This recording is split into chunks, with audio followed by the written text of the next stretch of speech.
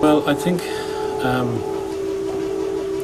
really going back to punk and post-punk, I think that whole spirit of experimentation and DIY, I think, has had a profound impact, really.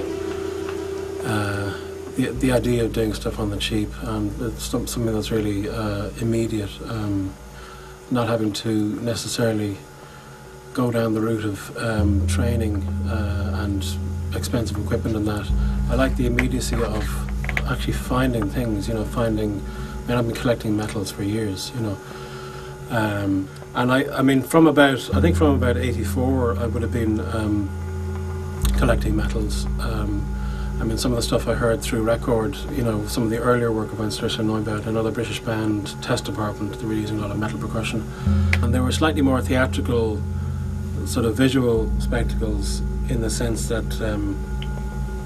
rather than just somebody up playing instruments, you know, in fixed points, or somebody behind laptops.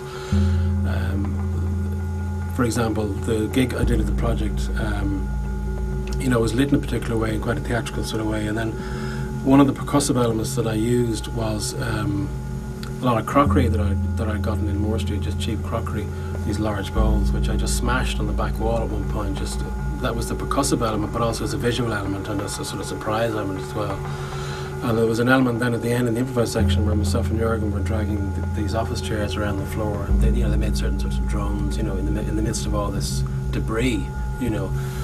And and also one of the other elements, actually I'd almost forgotten about this, it's so long ago, but I had popcorn cooking on a little stove as well, so that was another sort of small percussive element, but also quite visual, obviously, with all the stuff coming out on stage, you know. So I mean, I'm not musically trained, so I mean, I tend to approach the music making more from an artist's point of view, you know, building the sound, like building it up in both a painterly and kind of sculptural sense of building up and paring down and, you know, whittling down. I'll tend to whittle down things over quite a period of time until I'm really satisfied with them and feel that there's absolutely nowhere more I can go with them, you know, so.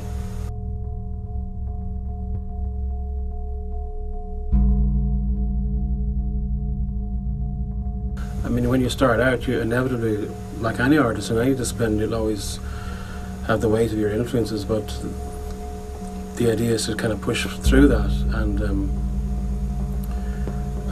develop, you know, find your own voice. But if you believe strongly enough in it, you'll find the means to do it, or, you know, against various difficulties, you'll just